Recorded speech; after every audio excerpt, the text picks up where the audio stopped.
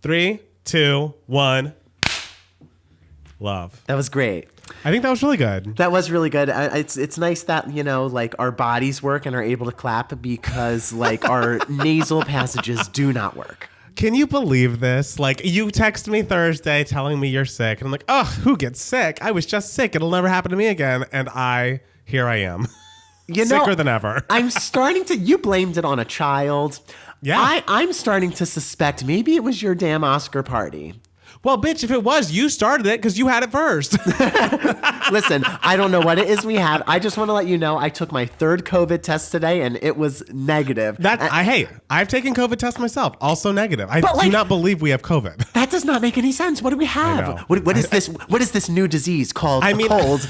That's the thing. I think colds are still out there and still possibilities, and we just ran into the possibility. Not fun. That's disgusting. I wish I would run into some other possibilities, like a rich husband. I mean, we all have dreams, darling. And, some people won them tonight at the Grammys. Transition. That was slick, as smooth as Silk Sonic. Thank you so much.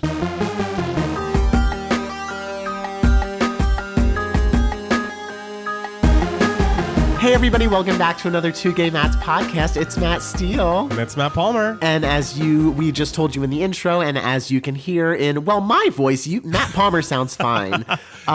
We are both ill, not with COVID, apparently, according to the tests that we have taken, according to the science. Yes. So, this is going to be like a throwback podcast moment. Remember back then when we didn't record them visually, we just recorded them? We would just do them in audio. And remember how we'd go, I guess this wasn't that long ago, but it's like we're back on vacation, like I'm back in Atlanta or you're back in Jersey and recording it over Zoom. And I think it's nice to recreate that feeling, even though we are technically in the same city. Yeah, exactly. But on opposite ends of the city, to be fair. True. Yes. Definitely it would be a drive away. Yes, a drive away. Yes. Matt Palmer, how was your week? The sickness has been a mess. It's just like the worst part about it is that I was so recently so sick for so long. Like I don't feel like this will last that long. I feel like I'm already coming out of it a bit. My hope is that we're out of this by Wednesday. So my fingers are crossed. But just getting sick again after not being sick for, basically a year and a half, 2 years, has been like, this is really some bullshit. Like, I just don't need it right now. I don't like it. I'm very much a baby when I am sick. And all day today, I just laid in bed. This is the first time I've been not horizontal for any extended amount of time today because I've just been in bed drinking water, watching old Real Worlds and then the Grammys from the bed. And I think that's how sick life should be. That's a beautiful life for you. It's just, I say this every time you are sick or I am sick, whatever. It's so funny how when you are sick, you always sound wonderful. You look wonderful. And I'm just like, Matt Palmer, what's wrong? And you're just like, I'm sick. And I'm just like, you seem completely fine and everything. But when I get sick and everything, I sound like my vocal cords have been smashed with like a Hess truck and but I'm still just like, I feel fine. I don't think you sound that bad. Really? Maybe it's just because of the quality of the Zoom. We'll hear when I get the audio file from you. Maybe I'll be able to hear it, but you don't sound that bad to me right now. Oh, thank you very much. If this is how I sound normally, then geez, I'm so sorry to everyone who listens to the podcast because my ears do not like what they hear. And I have to record an audition after this for some movie. And I'm just going to be like, I'm so sorry. This is what you got. I'll give them face. I'm giving them face. What you lack in vocal quality in this moment, you'll make up for in face. And we love that. That's my musical comedy background. It's just no vocal quality, just all faces.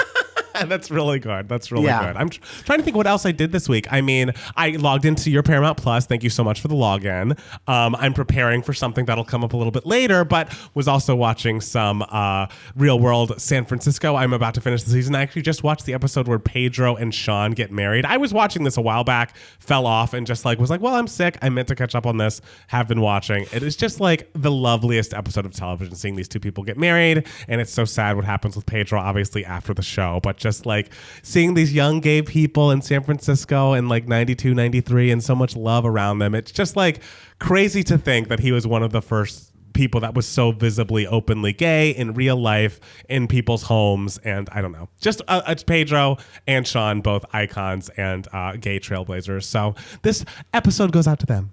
Shout out, gentlemen. Yes. I mean, neither of them are with us anymore, but in spirit, we're shouting out to the heavens. It's true. It's true. I'm trying to think of what. I watched a film, Better Nate Than Ever, which I feel like is, Devo's Jr. a little bit. Have you heard of this movie? Of course I have. Remember, Jackson and I talked about the book because I had both of the books, and Jackson also read the one book, and I have the second book, and so I let Jackson borrow it, which he still has, by the way. Don't think that I forgot, Jackson. You have my book. Yeah, as if I'm at all like well read in any way, shape, or form. But yeah, of course I've heard it. I actually met the guy once who wrote the book and who I don't think he directed the movie, but he wrote the book, and I know he had a big hand in producing the movie. He's also the showrunner of High School Musical, the musical, the series. He cast me in a long, long time ago in a workshop reading of a new musical that I did like my senior year of college. He's very nice. Wow. His name's Tim Federle. So I've been meaning to watch the movie because I hear it's amazing, but I don't want to go out even though I took 3 COVID tests and they were all negative, I still was like, I maybe have it, so I didn't want to go out into my living room and watch TV in my living room and maybe infect the fabric of my couch that my roommate also sits on. So have you not been in the living room essentially since your sickness has begun? Not really. I mean, today I was in the living room a little bit, like for the Grammys and everything. I actually watched the Grammys from the kitchen table all the way like across the room. I can see that. That's something you would do. Yeah, and so, so I haven't gotten around to watching Better Nate Than Ever, but I hear it's excellent. It's very cute. Yeah, no, I did that this weekend. I'm trying to think. I mean, honestly, we'll get into it in the news after we talk about the Grammys, but there's just been so much Will Smith, Chris Rock discussion. And I would like to say, if the goal for me in the future is I would like this to be the last episode we discuss this. And like, maybe that won't happen. Maybe we'll be talking about this for years and years. But my goal in life is to stop talking about this. My God. Remember how the last podcast was called The Oscars That Nearly Killed Me? Yeah. These were the Oscars that literally killed us because this news cycle has just made us both sick. It's endless. And it's like you said in the video, you were still like, no, I'll never get sick of talking about the Oscars. And then a few days later, you texted our thread with you, me, and Corey and was like, I never thought I'd say it, but I am sick of talking about the Oscars. I literally never want to talk about the Oscars again. Like, the thing is, like, Monday, I was like, okay, it's in the news. Then Tuesday, I was like, oh, okay, we're still talking about it. When I tell you, I watch The View every weekday. Of course. It was the main topic of discussion every single goddamn day of the week, Monday through Friday. And it's like, guys, we've heard every angle. We've seen every point. We've dissected it. And I want to shut you all up. I don't want to discuss it anymore. And the amazing thing is what was it? Wednesday when Daniel Radcliffe was asked about it. And he's like, you know what?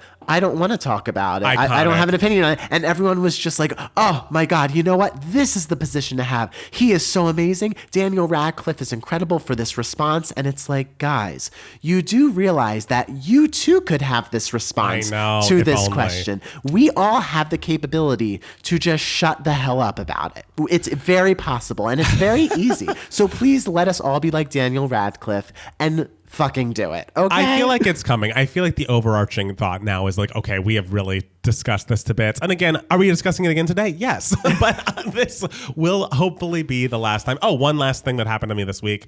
I was trying to figure out things going on with my computer that if you've been on our Twitch streams, which we didn't do tonight, sorry, because we're sick and in separate places, but I've been having some computer issues. So I'm like, I'm going to hop in the car, just go to a Mac store and like a Mac repair shop and tell them what's happening and see if they have any thoughts, any ideas. Get in the car, just turn my, press the button because, the Mini doesn't turn the key anymore. You just press the button in there. Of course. Press the button. Then you see the amount of gas, which usually happens, but you don't hear the car start. You're like, that's weird. Turn it off, turn it back on. Nothing. Does not start. Have to call for a jump. Take the car to the Universal City Mini dealership, and they're like, "Oh yeah, your battery is dead, and also this part of your engine has cracked, and thus we have to fix that." But it's like just annoying to like not have my car all weekend. I think I'm getting it back tomorrow. But I will say one good thing about this car being in the shop 5 billion times is it's still within warranty. I am paying $0 for a new battery and to fix this engine cracking issue, and it's like, you know what? I can be without a car for a couple of days if this saves me hundreds, if not thousands of dollars, if this had happened like a year from now. That is so beautiful, but I guarantee you if I was in your position and something was wrong with my car and my computer, that would be the end of me. I would be done. And all this Will Smith discussion happening, get out of here. It's a lot. Hide me in a corner. And cover my eyes, my ears. I don't want to be a part of the world anymore. So Matt Steele, besides your sickness and discussing Will Smith ad nauseum, how was your week? I've done nothing but be sick. I've been sitting in my room because I'm like, I don't want to go outside because like, what if I have it? But I don't. Love that you still think you could have it after 3 tests. Like I think do. You're good. I'm just trying to do the polite thing. And technically the third test that I took was literally like an hour ago. So like after I've taken the third one, I'm like, you know what? I can go outside and like do stuff. But yeah, no, I don't know. I started feeling like a little tickle like on Tuesday and everything. And then Thursday it was full blown. And I was like, Matt Palmer, you are going to have to react to Harry Styles by your damn self. Call Janie if she's available. Because I am in no position to do this today. And then Friday I felt a little better. Yesterday I felt a little better. And today I feel like infinitely better. Like I feel totally fine. It's just like my voice is kind of gone. That's amazing. Yeah. So I should be very, very good by tomorrow and actually, be able to start a week. It just sucks because like this was like the first week I would have been able to like actually do anything or have free time in any way, shape or form. Oh. Because I was working so much the past like 4 weeks and then like I traveled and everything and so I was really looking forward to this week. But you know what? What she gonna do? Instead, I just binged season 9 of Survivor Vanuatu. And how was it? It was actually a very good season. I enjoyed it very much. I think the top 2, Chris and Twyla, are probably like the strongest top 2 I have seen so far. Hey, love that. Granted, it's only season 9. I have many more seasons of Survivors to go. But that is basically all that my ass did this week because I was like, oh, maybe I'll get some writing done or something like that. But I was like, nope, I feel like garbage. I know. I cannot function. I cannot think. I just need to lay here, scroll through Twitter, look at this annoying discourse about Will Smith and pray that the night soon falls so I can go back to sleep. I mean, that's the goal. And the thing is, the goal is just drink as much water and sleep as much as you can. And that's what I've been doing. So I think I'm doing the right stuff. I really hope that by Wednesday, at least by the weekend, at the very latest, I will be back on my 2 feet. Yeah. That's my hope. And we'll look amazing. It'll be great. It'll be great. We'll look so amazing. Yes. All right. So should we dive into the Grammys? Let's dive into let's do it. Let's go. How did you feel about the show? I thought it was a nice little ceremony. It was nice. Something that I have to say about this Grammys that I haven't felt about the Grammys for a while is they did, they were kind of long and everything, but I feel like they weren't so dense with a million performances like how they have felt for so many years. And I mean, it is, nice seeing on the Grammys a lot of eclectic different performances and collaborations and everything, but every year I feel like we've watched them and we're just like, okay, we are like 4 hours in and like we've had so many performances. I'm exhausted. This, I didn't feel that as much. I felt like, you know what? We got a decent number of performances. They were all good and everything. And I don't know. I thought they were very nice. I agree. I think it was definitely a manageable length. It was a lot less of let's throw these different artists together and like see what they do and like see if someone screws up, And I thought Trevor Noah did a very nice job. I also enjoyed, but like, the highlight for me weirdly was of the performances. I loved the set design. Yes. I felt like, but between like Olivia Rodrigo starting out in that car, a Billie Eilish starting out in the house and then going to the roof and then the fake rain coming down and Silk Sonic. I just felt like the set design was so cool and the way they use their backdrops to like kind of transform the stage into a movie set so often, like in John Baptiste's performance as well. Yeah. I just was like, this is so visually interesting and I'm enjoying it. And it doesn't, like you said, it didn't feel overlong. By the end of it, it was 3.5 hours. And they put Album of the Year as the last award, and I was like, thank fucking God. I felt like they had not done that in years.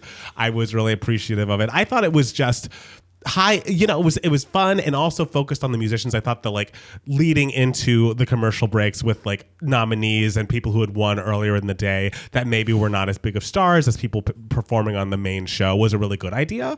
It feels like the Grammys kind of did the opposite of what the Oscars did. And then like, we want to highlight the musicians, like for musicians who know musicians, because these are people that the general public doesn't know, but we still want to give them a moment to shine. I don't know. I thought it was really, really good. I don't know if because it's because there's a new Grammy president. I know Harvey Mason Jr., I guess, is the president of the Recording Academy, it looks like. And maybe that is what the change they needed, because I enjoyed the Grammys more this year than I have in years. Yeah, I definitely agree about that, especially like the production value aspect. And you realize like, oh, of course the Grammys were like, we're going to push this ceremony back several months because like you can just, there are so many more bodies involved, like so many more workers involved and everything. Especially because every performance, it felt like there were like 50 people on stage. Yes. And so I feel like because there were so many more people involved, they were just like, oh no, we cannot do this like during a peak of COVID, like, totally. More so than any other award ceremony, like the Oscars or something like that. I was very impressed. The winners, I think, all gave like nice speeches, like the one guy from Silk Sonic when they won Song of the Year, whose mother passed away a couple days ago, which is, really sad, but it's wonderful that he got to be on stage to, shout her out to the world and everything. And I was very happy with the audience when Jasmine Sullivan won. Oh. And that audience, you could tell, was just like, fuck yes, we all love Jasmine Sullivan. So that was, I think, my favorite speech of the night and my favorite moment, because her win was kind of unexpected because her is such a Grammy darling. And Jasmine Sullivan, weirdly, these are her first Grammys that she is winning these nights. And I honestly have talked to people that think that this is her first album. I'm like, guys, you need to go back and listen to Jasmine. I guess she has been nominated, I don't know if it was 12 times including tonight, but like her first year, I think she came out, I feel like she came out the same year as maybe India Arie or someone like that. And she got so many nominations and got completely shut out. So the fact that she has had this like career peak with something that she thought was a mixtape became an album, became like such a touchstone for people in the past year. And it's such a beautiful, incredible album. I'm just getting into the deluxe edition now, the Motels. And I'm so happy for her, because it's like, I have said this before, I'll say it again, I don't know that there's a better singer walking the planet. Like, and the songwriting is just as good as the vocal, and I just am so excited to see all of the, awards being thrown her way. I just love it. And you could tell that everyone in the room agrees with you. Like, yes, because we're right. You could tell everyone in the room, like, regardless of what genre of music they're in, they're just like, yes, that girl, that is talent. Like, she is talented. It's so great that the R&B category was awarded at the ceremony. I know. So people could like watch it and everything. And I don't know what changed between this ceremony and the 2005 ceremony when Mariah Carey won that award before the awards happened. But whatever, that's fine. It's totally fine. Crazy how that works out, It is. It's okay. I mean, album of the year was very much a shocker. Like, I don't think anyone predicted John Batiste. I thought you did. You just said didn't you say in the Discord that you called it? I was being sarcastic. Oh, that because was not clear. Because I think everyone was like either predicting like, oh, it'll be Olivia Rodrigo or it'll be Lady Gaga and Tony Bennett. That's what I thought. Or like, who knows? Maybe they'll still just be like, we love Billie Eilish and give it to her again. So it was a nice, refreshing win. I think. I mean, it was. It was surprising. Now I know that the album is out there, and I'm interested to hear it. Right. And I knew that it was out there because he got so many nominations. And I know that I believe, is the band leader for Stephen Colbert. And so, like, he's in the world, but I just had not really given that album a full listen for sure. And I guess I will now. But I just kept hearing so many people being like, it's definitely Olivia, it's definitely Olivia, it's definitely Olivia. And there's something about Olivia Rodrigo in the Grammys that I was like, I think she'll win something. I think she'll win a lot. And she did. She won, I think, 4 tonight or something, including, what did she won Best New Artist, of course. And then Best Pop Vocal Album. Yes. Which is amazing, and I'm so happy for her, but I feel like, and have felt like since, not to talk about Mariah this whole episode, but 96 Grammys when Mariah lost the Daydream, there's something about a pop a young pop female artist that's singing primarily about like heartbreak or emotions or feelings, that unless you're doing something that they deem as like so artistic, like a Billie Eilish, it's going to be hard to get that award. And people are like, well, what about Taylor Swift? And it's like, well, when Fearless won that, she had the backing of the country community, right? She also was like a huge name just after the whole Kanye West VMA incident. And I'm sure people were like, oh, that poor girl was so sweet and what he did to her was so bad. I just felt like there were a lot of forces going for Taylor for that Fearless win. By the time 1989 came around, she was a superstar and like very established as a Grammy darling. But I feel like on her debut album, she's making music that is really good, but maybe not like we're changing the course of music history. Like they would much rather give it to someone who they deem more credible or that they deem more serious in a way that like maybe they did not see Olivia Rodrigo. But in fairness also, even though I was hoping for Olivia because I do love that album, Jon Batiste, I think I read, is the first Black artist to win Album of the Year since 2008. Yeah. So I mean, how mad can I be? Congratulations, Sam. And it's fucking wild because, you know, all music is Black music, but whatever. But I'm glad we got to see Olivia win her awards, and I'm glad he had that moment as well. So. Yeah. I also really liked the In Memoriam section. I think that Sondheim tribute was really lovely. It was lovely. Really simple and really effective. So I was and it made me think as I was sitting there, just like, hot damn, the Tony Awards this year. If like they're going all out for Sondheim at the Grammys this year in the In Memoriam section, the Tonys this year for Stephen Sondheim it'll just be a 5-hour Sondheim tribute. And honestly, I'm down for it. Let's go. But yeah, so I was just sort of like emotionally preparing myself for June when the Tony Awards happen during that moment. Do they have a date? Oh, I don't know. I mean, they're usually I think the first Sunday in June or maybe the second Sunday in June. Yeah, I think they're usually the first Sunday in June. But yeah, I guess we'll see. Well, the only thing that I was disappointed with is I think Lil Nas X got completely shut out, which is upsetting to me.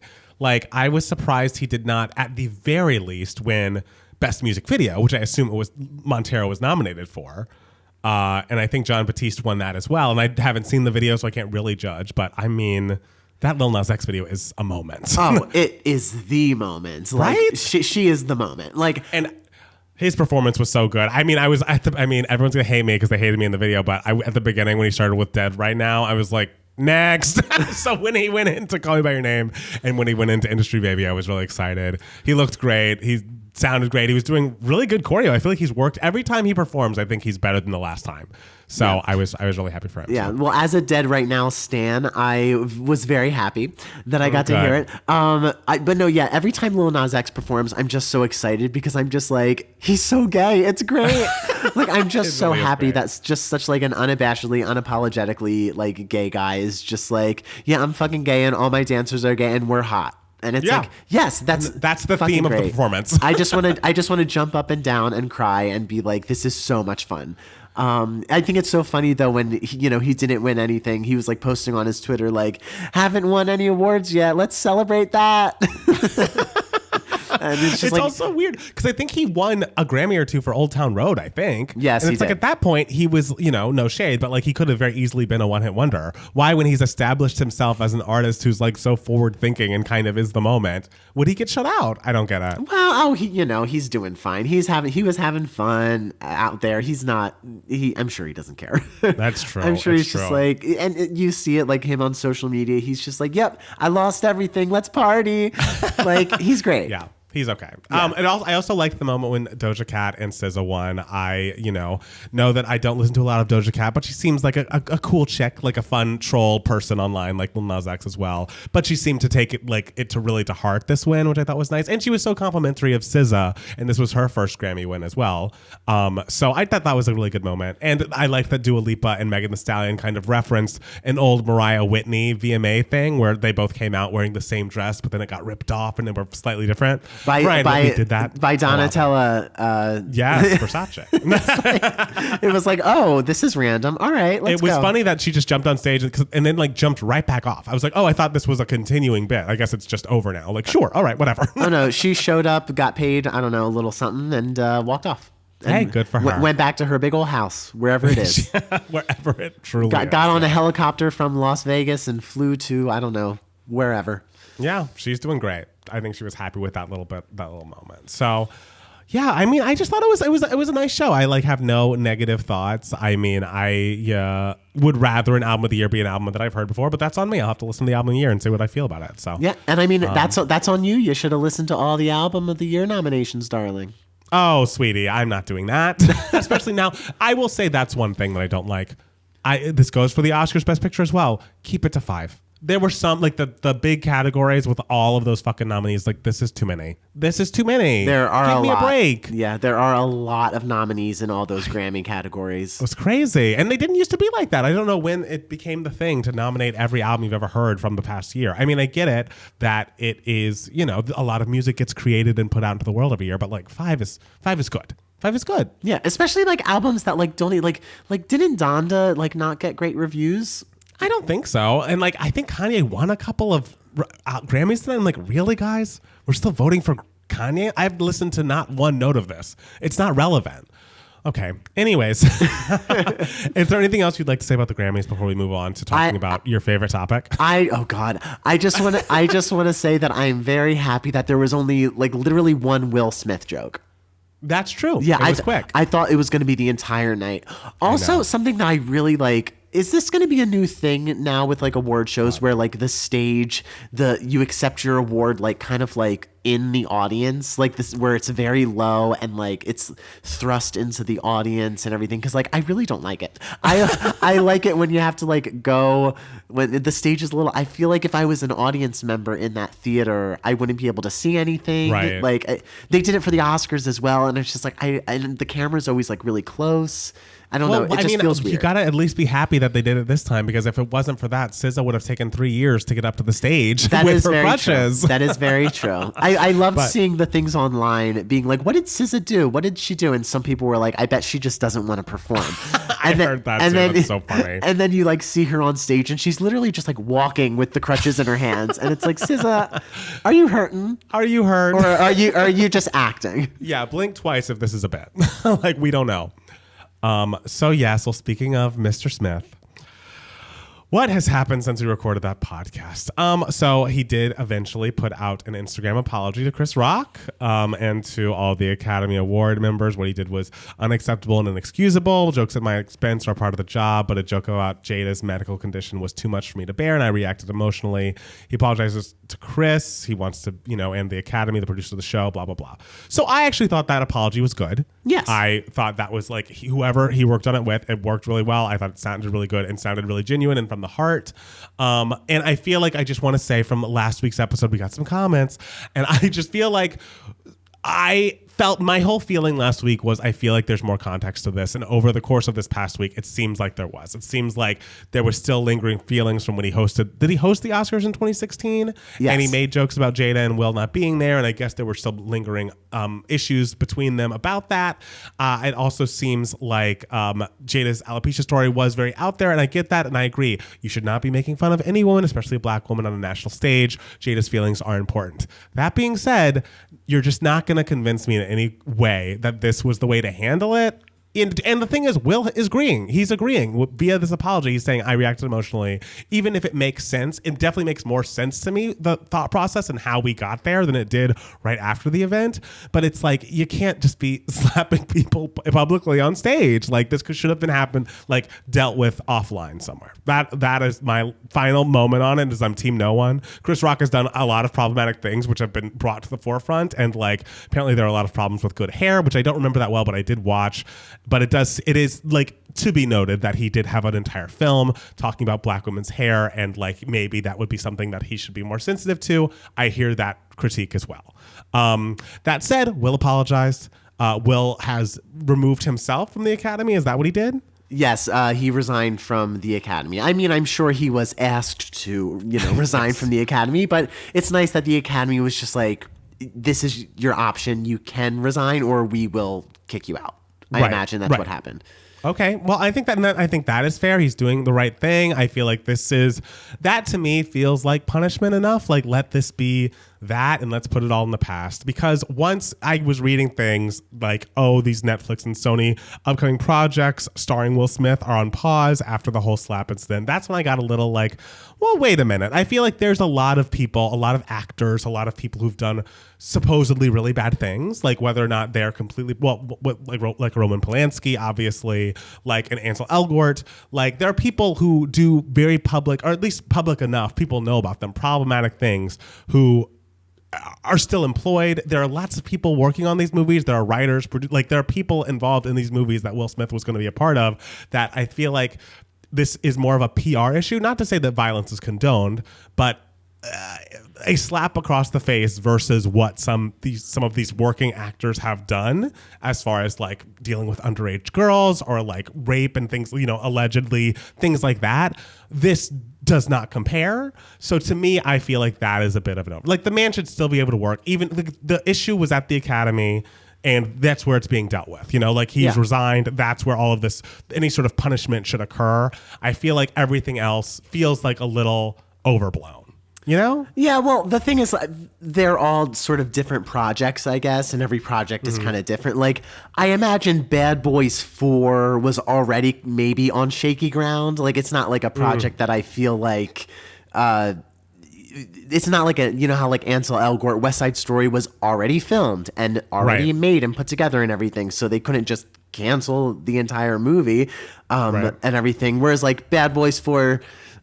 is a thing that's easier to postpone, Right. So I guess every scenario is different. Obviously, it's not, all fair. But yeah, I agree with you in that there are so many different perspectives on, the Chris Rock side and everything. I've heard them all and I understand them all. I'm just like, that's every single position, no matter what it is. I've sort of been like, that's a good point. That's a good point. Right. That's a good point. But the one thing that is objective in this is that you cannot physically harm someone if it is not self-defense or defense of someone else, like physical defense of someone else, like if they're not in imminent danger.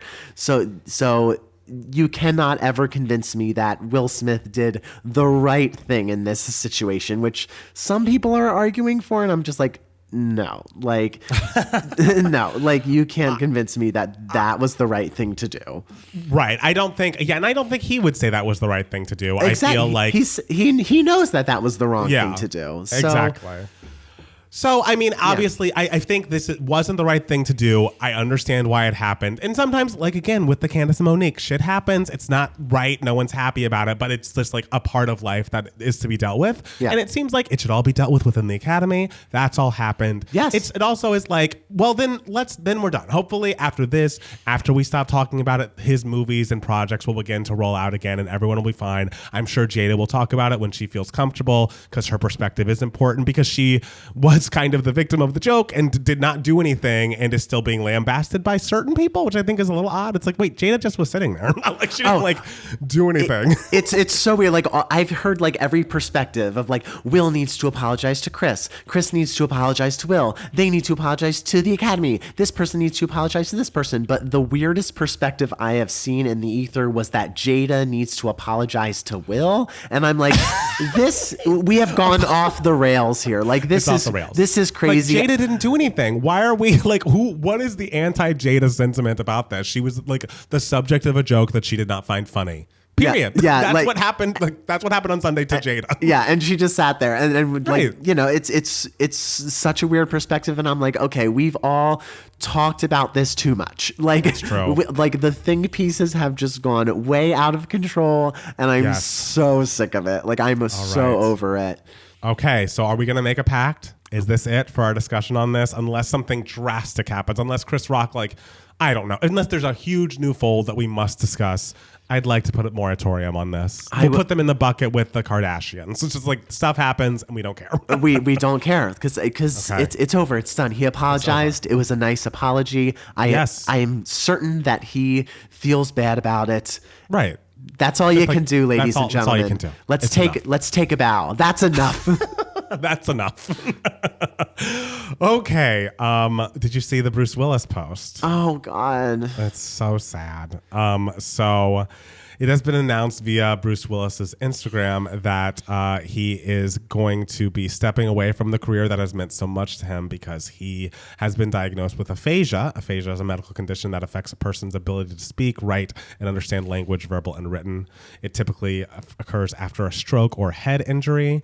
And so I think, we've seen the last of Bruce Willis in movies, which is just sad. It's just like such a sad situation. I know. I wasn't aware of that. It was usually caused by a stroke or an injury of some sort. I just figured it was sort of like a natural deterioration or something like that. That's really sad. I mean, it's horrible. He's an incredibly talented actor. His body of work is excellent, and actually my ex-boyfriend was very good family friends with Bruce Willis's family, and he went to school with his daughter Rumor and was very good friends with her. And he always said that Bruce was such a a loving father and a really, really great guy who was really fun, really down to earth. And so my heart goes out to the entire family and to him and everything. And we have he has a great body of work, some iconic movies, iconic performances, and I wish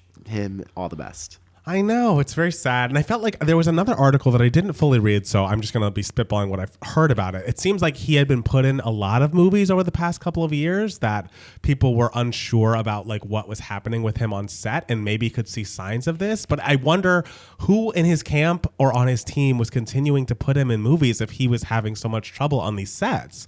Like, it feels like people, I don't know, maybe I'm just a post-Free Britney conspiracy theorist, but it's like, were people taking advantage of this man when he was sick and putting him in things just so everyone could make some more money? I don't know. We'll see if more comes out about that, but that article that I didn't read in depth put worry in my mind. Okay, that's something to ponder. It's something to ponder for sure. Yeah. Did you see Ariana DeBose's tweet? Yes, I did. And then the retweet by I forget her name, the girl who played Graciela in West Side Story. So she tweeted on March 30th, "Be many things in this world, but do not be a fraud, a fake, or a manipulator.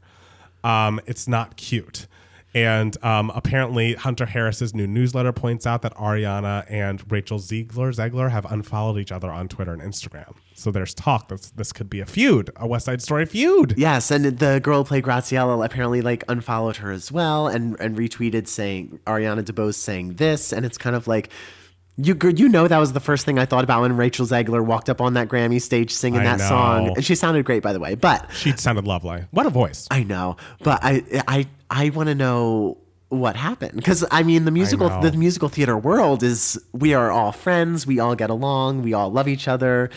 And especially, they're coming on when you're on such a high, like Ariana DeBose just won an Oscar. Rachel Zegler just got to present at the Oscars and is now singing at the Grammys. Like, we are all happy and on cloud nine. That's usually not when you decide to, talk some shit about someone, Right. And I wonder, does it have to do with Ansel? I feel like there's also that unspoken piece of this. Maybe it doesn't. Maybe it's just a whole different production thing that we'll never know about. But it's just, I love nothing more than celebrities having Real Housewives-esque drama. It's my favorite thing. Like when The Rock and Vin Diesel are feuding publicly. I'm like, yes, this is what injected into my veins. I love it. So I'd like to keep an eye on this. Yeah, I watch it be completely about nothing. Right. But maybe it's about something. It could be. Yeah, the only thing more fun than celebrities having secret feuds that you don't know exists are celebrities that have secret friendships that you don't know exist. Those are fun too. Yeah. Whenever Mariah posts for Britney's birthday or something, I'm always like, oh, that's right. God. They like each other. Shawn Mendes was interviewed this week and said something. Someone asked her about when Mariah sent him an accidental text thinking that she was sending a text to her cousin Shawn saying Happy Thanksgiving on Valentine's Day or something. And Shawn was like, yeah, I wouldn't be surprised if we collaborated in the future. And I was like, what? Oh my God. How close are you? When did you get each other's numbers? He's like, yeah, she's been supportive of my career and my music for such a long time. I'd love to work with her. She's so wonderful. I'm like, what is going on? What do you two have to talk about? I have no idea. But well, let's drop it. Let's go. Drop the record. Let's go. I mean, is he going to be on the Butterfly 25 version? Is he going to be singing the Whenever You Call duet instead of Brian McKnight? Who knows? I love Whenever You Call. It's a stunning song. Oh, Unbelievable. That vocal, her vocal. Oh my God, she was so young. I know. She was so young when she did that. I can't believe it. I know. And she still is young. Still young. First of all, I'm still young. But she was so young when she did that. I'm just like, how can someone that young do that? I know. She's a machine. I can't. Absolutely. One thing that happened not this past week, but the week prior that we didn't get to talk about because of, the thing we will not name, is there was an announcement about the Real Housewives of New York City. And I don't know if you saw this, Matt Steele, but since you've seen exactly one season of that show, I think you might be interested to know that it is being completely rebooted in that everyone on the current cast is no longer on the Real Housewives of New York. And they are they're looking for entirely new New York-based friend groups that are diverse and, basically not all old white ladies from the Upper East Side, which Housewives of New York has been for a long time.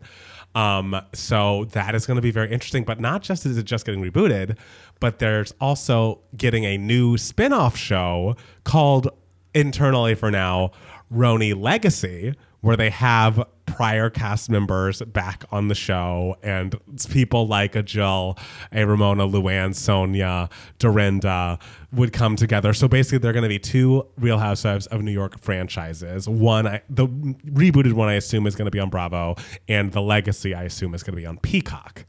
And I am reeling from this announcement. I have no idea what I need from this. I realize, and everyone should realize, Bethany's not coming back for this. Bethany is not going to be on a fucking Peacock show. Yeah, they don't have the money to pay for her. Peacock, get out of here. She cannot even spell Peacock, let alone be on Peacock. She is I'm too good for that. Right. So everyone just needs to let that dream go. But I do think people like a Jill, people like Luann. I think we could say goodbye to Ramona from both shows personally, but we'll see. But I feel like Jill, Luann, Sonia, Dorinda, maybe even I would love a Tinsley. I feel like I'm always rooting for Tinsley in a way that people are not. But I would love to see them be cast. I feel like you have to bring Jill back for this because people have been clamoring for her so much lately. And I feel like I'm very interested in the show, but I want it to be a full season of Housewives. I don't want it to be like the Ultimate Girls Trip where they just go and live in a house together for a week or whatever and spread it out over 6 to 8 episodes. No, I want a full 15 episode season. I want a 2-part reunion. It needs to be a real thing. Even if it's going to be on Peacock, it could be like the way that Housewives of Miami is, which is, I think they had 12 to 15 episodes and a 2-part reunion, and it was great. So it's just the craziest thing that's ever happened. And I also am if I was one of the housewives in another city, I'd be oh, fuck, things are changing. Well, they're screwed completely. Oh. But Matt Palmer, all I'm hearing is just your blatant prejudice against Brooklyn because I'm not hearing Alex's name come out of your mouth for this new show. Alex now lives in Australia, A. B, all you people that like Alex, do you like watching someone on television who is so uncomfortable on television? The woman was breaking out in hives every 5 minutes, trying to be a social climber, tripping over her words, bringing her weird husband around with her. I don't like Alex, okay? I don't get what the whole thing is. People love her and want her back, and I'm pass. Listen, pass. I can't handle your negativity right now during the week of our sickness and the Will Smith slap because there's already been enough drama. There really has been. I'm very excited for this OG spinoff. I'm sure every city, every Housewives group is fucking nervous because that's what's happened. The shows have been on for over a decade now. And if they want to get younger viewership, they're going to ship you all off to Peacock and pay you a lot less. So get ready. Kyle from Beverly Hills. Oh no, Kyle. I know. Oh no. It's just I'm excited though. I think it'll be interesting. I think it'll be new. I just don't want a really short season of them all living in one house. But Bethany on her podcast did say one thing that she could be interested in. They probably couldn't pay her to do it anyways, but she said a concept to me, because the thing is, I don't understand the concept of just having random old cast members back and pretending to be friends and all this. But if they wanted to do almost like a Real World Homecoming, where it's the 5 original cast members getting back together for something, she's that is a concept I'd be interested in. If it was me, Ramona, Jill, who else? Alex and Luann, she would be interested. I think that would be beautiful. That would touch my heart. It would be. Yeah. I mean, maybe it could be both and. Maybe we could just have a little special with the 5 of them and then a season with the ones that aren't. Oh my God, a special and then a spinoff. No, this is too much. I get it. We want to like employ people in the industry and everything, but there are not enough cameramen in the world. Look, if they're going to give me RHONY content, I will never say that's enough. I will continue to watch them all until they're bad and then probably keep watching them. I'm still watching Vanderpump Rules. It's awful. This is your Marvel verse, isn't it? It really is. Yeah, it is absolutely that. You're like the Marvel kids. You're like the Harry Potter kids who are just like, no, give us Dr. Dumbledore's when he was 6 years old spinoff. I know. Whatever that new movie Harry Potter thing is coming out now. Yeah, I'm like the Morbius stands. I was like, don't be mean to this Marvel movie. It's like, you nerds. Like, get a life. Oh my God. I will say there was a rumor about Julia Fox being interested in joining, and to that I say, absolutely not. Like, do not bring her on my screen. I guess the only other thing I want to talk about, what's going on with Ezra Miller? Have you read this? Oh, he like hit someone or something because he didn't. Was it because I think I just looked at the headline. Lord knows I didn't read that article. But it was like he didn't like the music or something. Yeah, like I guess there's several things. He's like basically terrorizing people all over Hawaii, which is wild. Wasn't he doing this years ago? Like, isn't this a known thing that he does? Yes, and he's again another person that like if Will Smith's movies need to get delayed, I think Ezra Miller's could be canned. Like I feel like what have we needed from him post we need to talk about Kevin anyways. Apparently Miller became irate when a woman began singing "Shallow." They went on stage to the lounge at a man playing darts before the police arrived to the scene, and I guess he tackled these people. Unclear. He also broke into a couple's home or a couple's hotel room while they were having sex and called the woman a slut. Like there's just like several random police stories with Ezra Miller's name attached to them, and I'm like, what are they doing? Like, I do not understand what's happening with Ezra Miller, but someone needs to step in.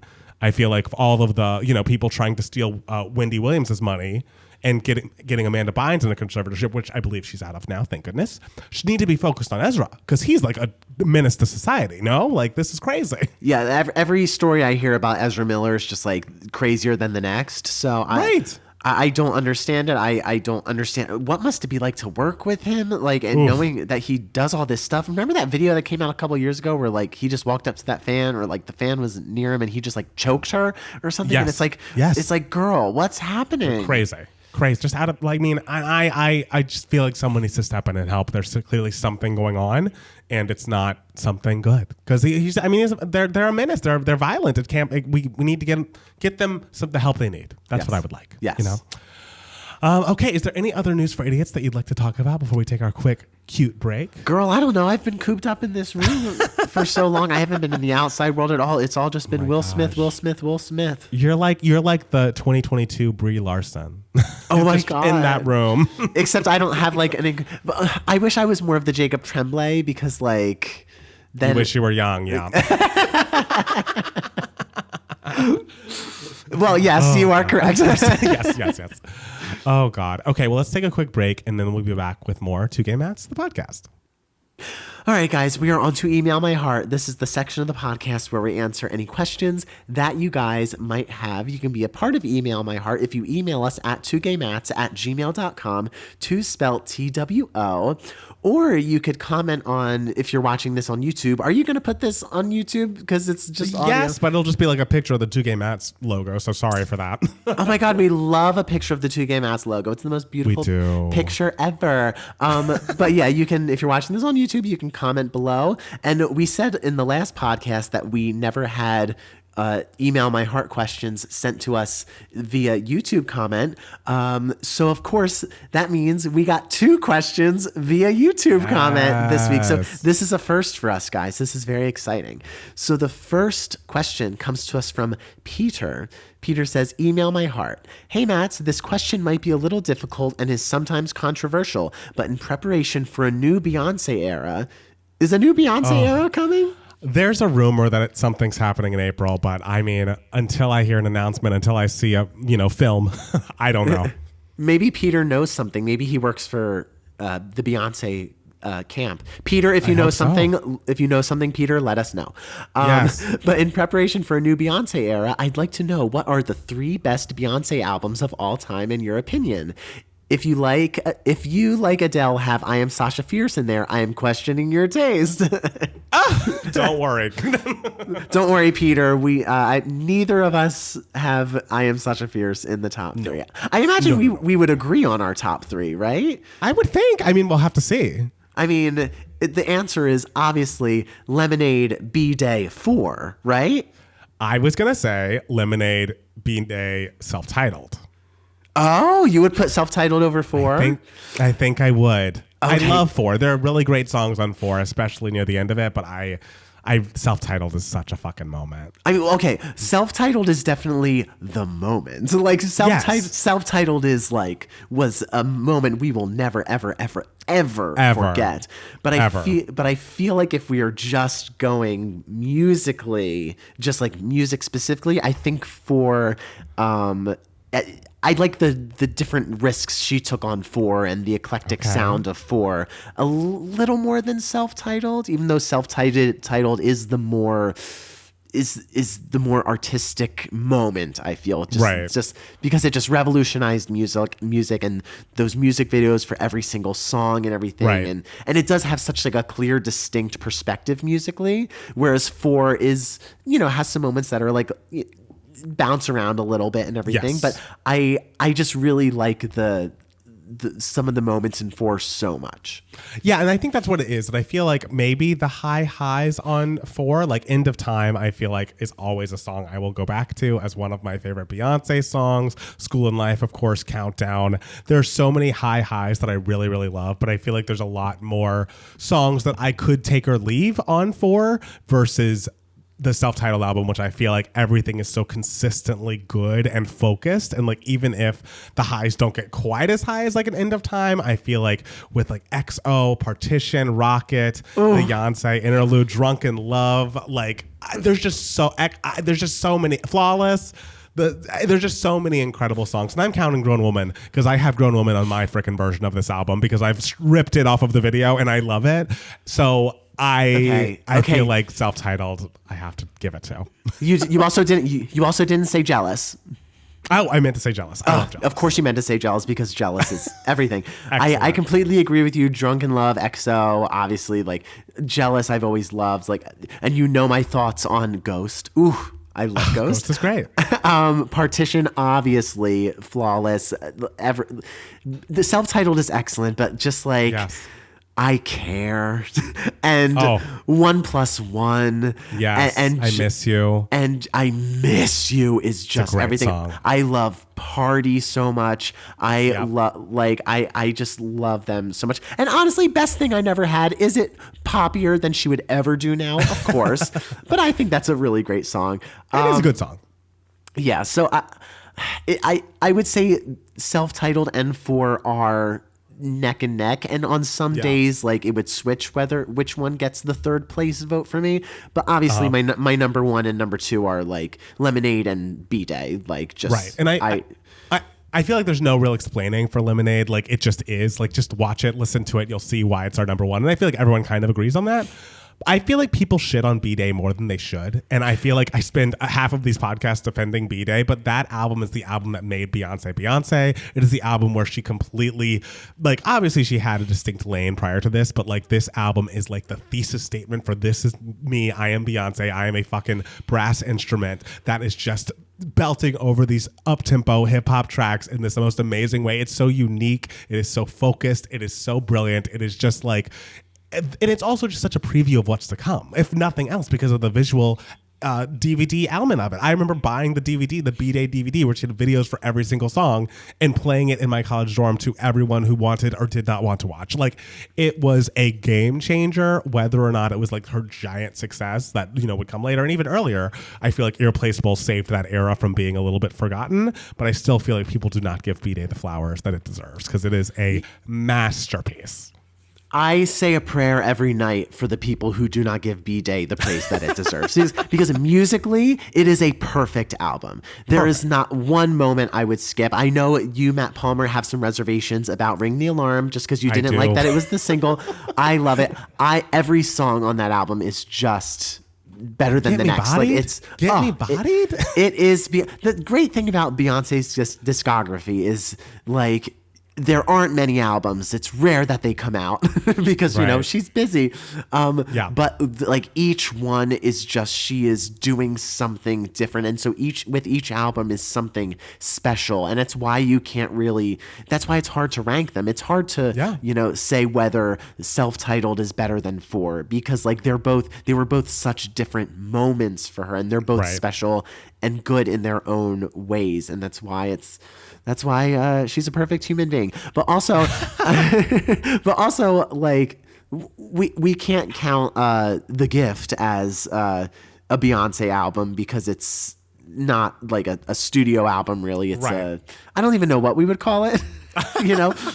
But it is a brilliant work of art. Absolutely. We need to talk about that more. I actually just watched the video for what is the song? The like Hakuna Matata version of the song. You know, and it's the one where there's the chess pieces and Rules Forever. Mood Forever. Why did I say Rules Forever? I'm sick. I'm sick, guys. Forgive me. I'm sick. But yes, I've just watched that video the other night, and I was like, man, this is. I want to watch that film again. I really do. Like, what a visual presentation. But musically, it holds up as well. Another album that did not get its due. So revisit The Gift if you've got Disney Plus or if you've got, you know, a Spotify subscription, because you'll love it. That album should have gotten everything. I will never forget like reviewing that album that day, and we were like, oh, we got to listen to this new Beyonce album and everything. And then we listened to it and we were just like, wait, we weren't prepared for this in the slightest. Because we really thought that it was just like, did you hear me blow my nose right now? Of course I did. Sorry, I tried to move from the mic. I had to do it. I don't know. I'm sick. This is all true. I'm telling the truth. But yes, no, that album is fantastic. And I have no notes. No notes. All right, on to the next question. This is from Daniel, and it was also a comment on YouTube. Hey guys, I want to be the first to ask a question for the next pod from the YouTube comments. I'm so sorry, Daniel, but Peter beat you to it. But you know what, Daniel? Your question is still great, so we're going to answer it. Yes. I asked for you guys to do a Dua self-titled review, but I wanted to ask, where do you guys think Dua could go for her next album? As we know, Future Nostalgia will be hard to follow up, but we know she can do it. She recently said she's 50% done with the new album. It's rumored she's going to go in a darker direction with possible Halsey and Rina collabs, but those are only rumors. I think she could totally go in a Nelly Furtado Loose and Britney Blackout type direction. I think her bread and butter are club up-tempo hits, so anything in that world could work for her. But I wanted to know your guys' thoughts on where Dua could go next. I actually like both of those ideas. Like if she wanted to do like a darker, more rock influence kind of like again, just listening to the Grammys and Billie Eilish's performance of Happier Than Ever, I'm like, man, that is a great song. I don't think it won anything tonight, but like that song is truly what a masterwork from Billie, and like to hear Dua's take on that would be exciting. But I agree. I feel like where she has found her lane previously have been up-tempo hits that are, really club ready and everything. So if she wanted to do something in the like Timbaland arena, I think there was a rumor of Ariana, or maybe there was an Instagram post of Ariana working with Timbaland too. I feel like it's about to be 20 years since that like 2006, 2007 Swizz Beatz Timbaland style comes back in style, because that's how everything happens. So if she were to do her updated version of that, I would not be mad at all, because if you want, I would love to hear a Gimme More from fucking Dua Lipa. Oh my God. Be amazing. It was so sexy and so cool. Yes. I would love it. Brilliant. I wonder if like the reason why, because you know how it felt like the Future Nostalgia era, she just kept like adding songs to it. Yes. I wonder if maybe she was like, because she could have so easily been like, oh, I have this new really great song, I could just put it on the next album. But I wonder if she was just like, no, I want the next album to be very different from Future Nostalgia. So that's why I'm sort of just adding on these extra songs to the Future Nostalgia era. So yeah, I do think she could very well go in a different direction, like something like darker.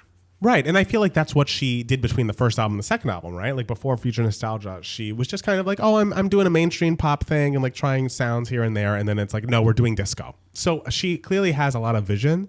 So I have trust in her and her team that whatever decision they make, I will be on board for it. I hope that comment doesn't come back to bite me in the ass and she does like, Enya shit. But I'm sure whatever it's going to be, it's going to be great. No shade to Enya. There's always a moment for that. We love, a massage parlor, Yeah, that'd be interesting. Yeah. Dua does Enya. Dua does a a moody, ethereal moment. It could happen. It could happen.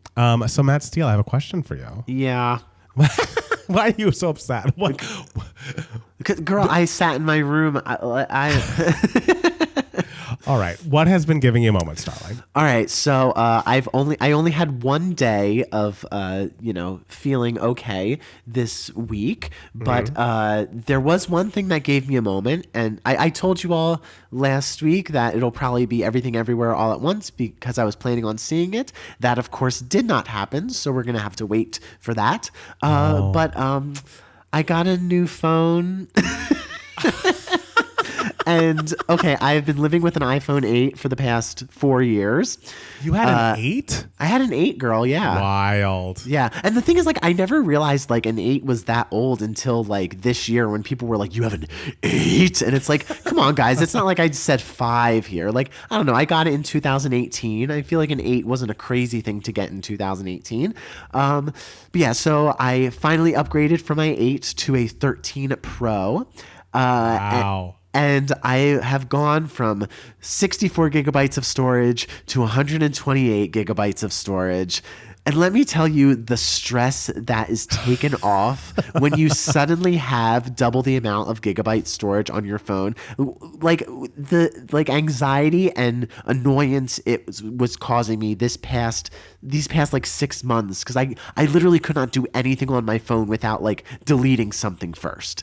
Like, oh, that's annoying. It was just insufferable. Like, so just having that extra space, it's like living. It's like I am Brie Larson in Room. I went from living in a in a tiny room to now I'm out exposed to the world, and I'm like, wow. You mean I can do anything out here? Anything I want? Anything I dream of? The space I can. Have you played with the camera at all? Have you taken any pictures or done any? Because I feel like they have now portrait mode video, and you can like change the focusing on videos after you do it. Have you played with any of that at all? I only took one new picture on my phone, and I posted it on Instagram. Oh, I did see that. That's the only thing I posted. That's the only picture I took on my phone. It was a picture of my boba that day.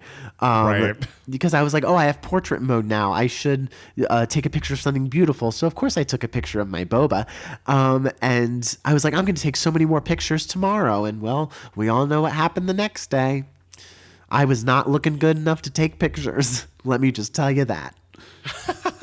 Well, hey, you're coming out of your cocoon. You're coming out of your Brie Larson stage, and soon you'll be a little butterfly. So many selfies incoming. Exactly. And you know, like when you're like freshly sick and your skin looks a little like sun-kissed, because I feel like that's a thing that happens like after you get done being sick. Like, I don't know. Maybe you look a little, glowy because you've been sweating. It's like the pregnancy glow. It's just like, oh, it's just sweat.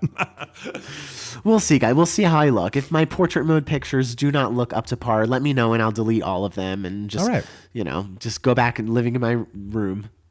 I'm glad you're open to feedback. Yeah, so I'm sorry that was my only giving me moments, but it does feel nice to not have to worry about that.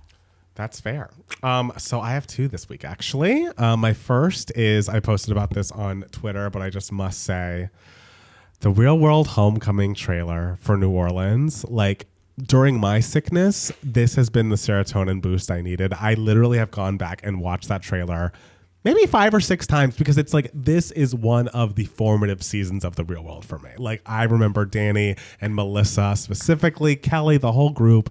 And like, I don't know what is going on with Julie, but she in that trailer looks like something is askew. And I just am counting down the days until April 20th when the new season premieres on Paramount Plus. And then I think the old season gets put on Paramount Plus the week prior, which is good because it's like they have this whole like middle section of all of the seasons that I watched and know and love that are just not on Paramount Plus. So I'm glad that season's coming.